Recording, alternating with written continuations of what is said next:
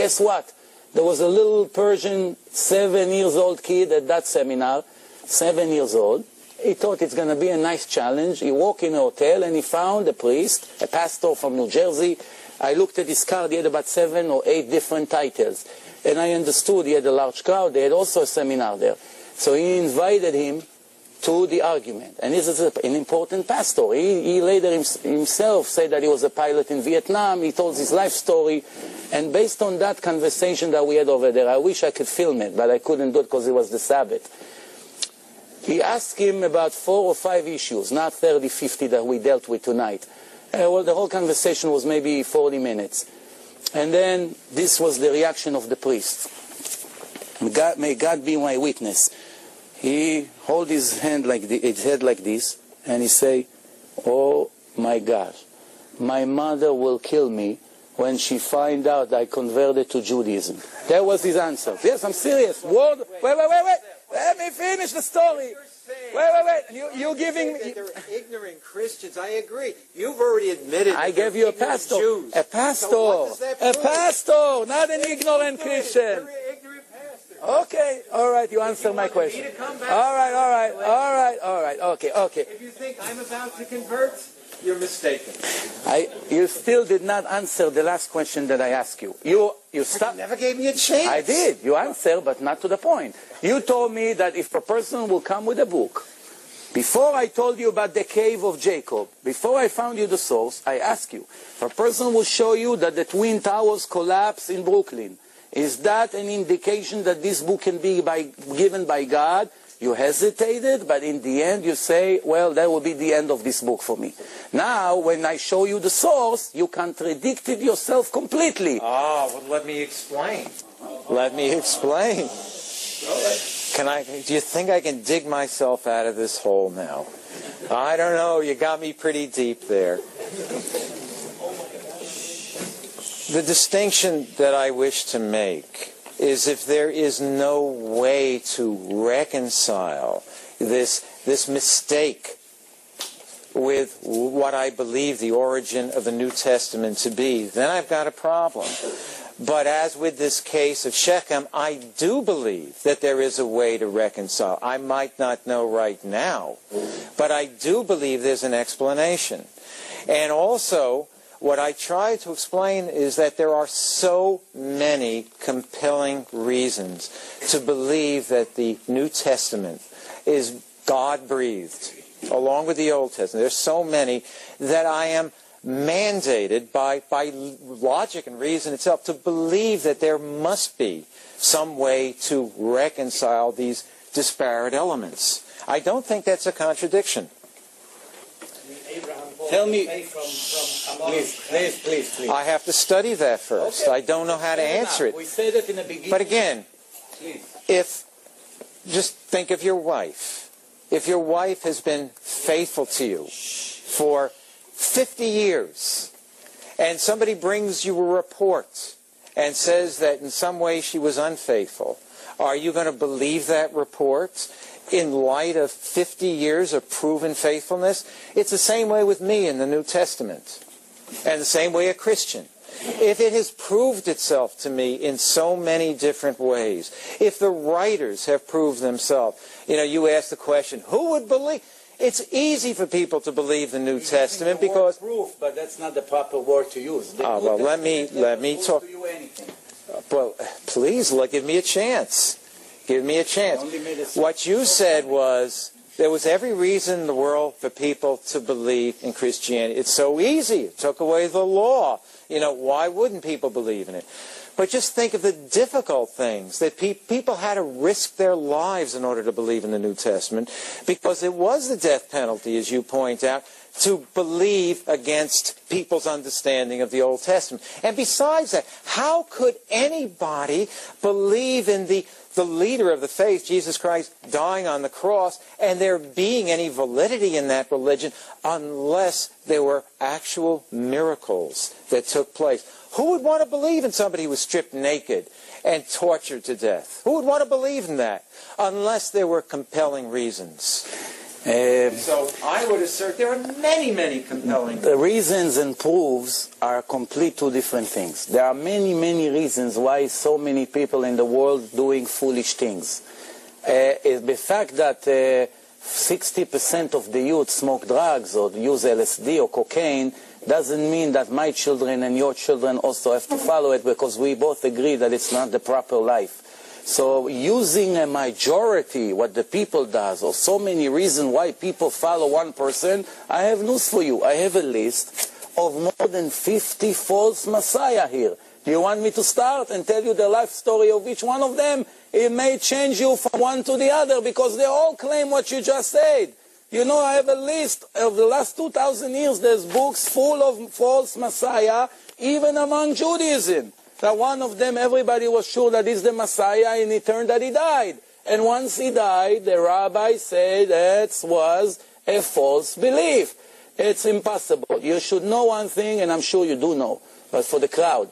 The Bible says that Elijah will come 3 days before the Messiah will appear, and he will tell the entire nation to prepare for the arrival of the Messiah, and the Messiah will save the Jews from all their agony and pain. Those conditions never happened in the life of Jesus.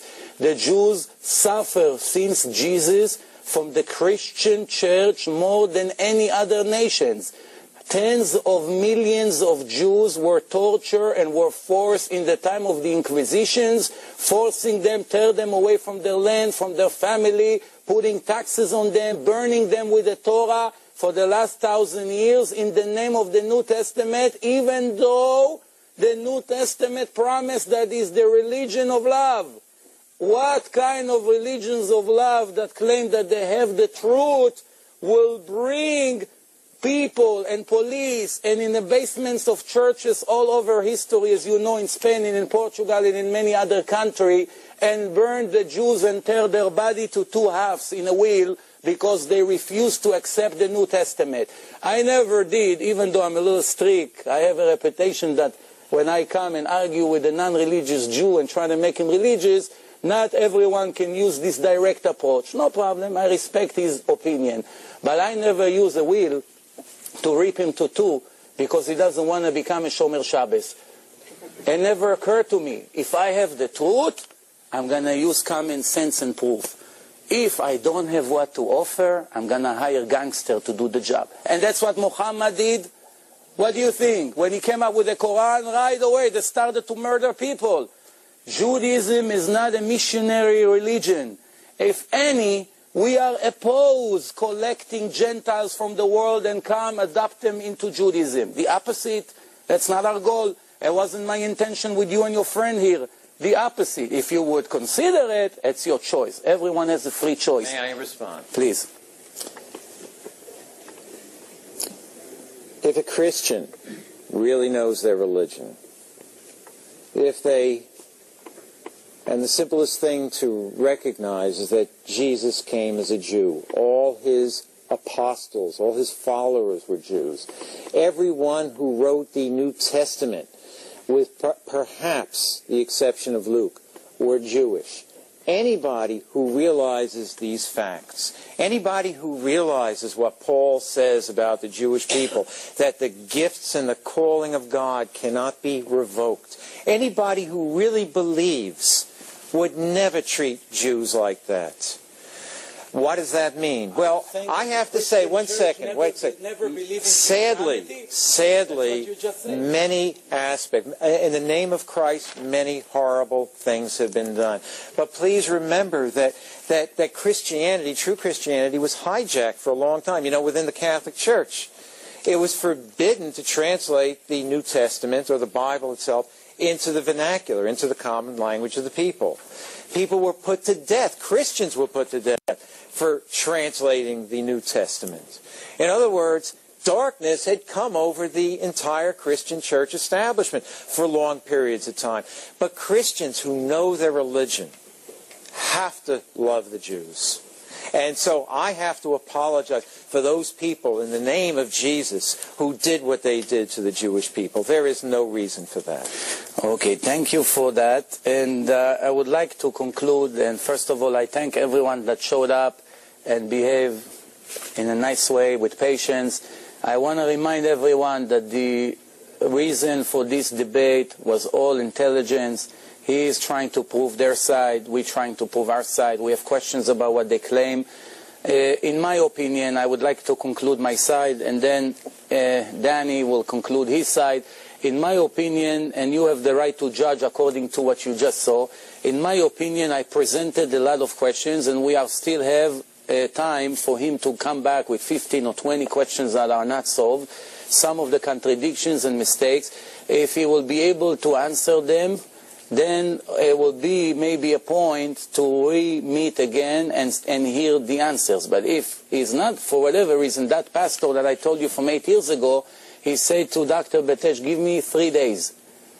You're still going to be in New York? He said, yes. In 3 days I'll get back to you. Until today, we're waiting for him. Dr. Betesh sent him or somebody that affiliate with him, send a letter to the Pope, the ex-Pope, about the question that I asked about King David descendants. If Joseph is not the father, why did you waste a whole page to describe his descendants? We sent it to the Pope. He sent it to the Pope, and the Pope sent him an email back from the Vatican. The answer to your question will be given by the father of the Church of Nativity in Bethlehem. He will answer your question. Right away, it's a question why the head Christian in the world don't know to answer this question. So when he sent to the father, Joseph something, I don't remember his full name, in a Church of Nativity, the answer is, dear Jewish brother, the answer to your question is in the book, The Birth of the Messiah. I'm sure you're familiar with that book, yeah? No? So if he gave us a book, a name of a book, Dr. Betesh asked 5 experts to read the book and look in the entire book for the answer to this question, and there was obviously no answer, so he sent them back another email, and the father apologized, and he said, I'm sorry, I gave you the wrong source. The name is another book. And 5 other people read the new book that he gave, and the answer was not given. He thought maybe they'll leave him alone. They contact him for the 3rd time, and until today, okay, and until today, we never got back an answer from the Vatican, from the Christian Church.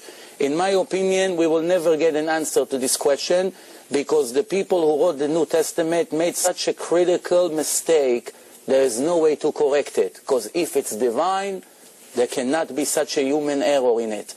If you try to prove that she did not cheated on her fiancé and her husband, and she did not become pregnant by another person, which we have her name, the real father of Jesus, I didn't want to bring it up. I didn't want to make this conversation ugly, that's why I kept it outside. Or if you want, I'll give you the source, what's his real father's name. But in that case, we asked many experts in the Christian world, and the answer were never given. And plus all the other questions that I asked my friend here, so far, in many years that I've been doing it, not one of these questions was answered.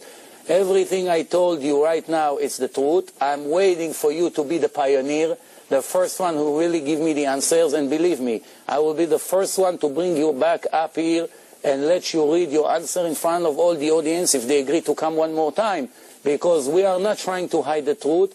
The Judaism always educated to questions, and the whole Talmud is questions and answers. And to one last sentence for tonight again, everybody has to remember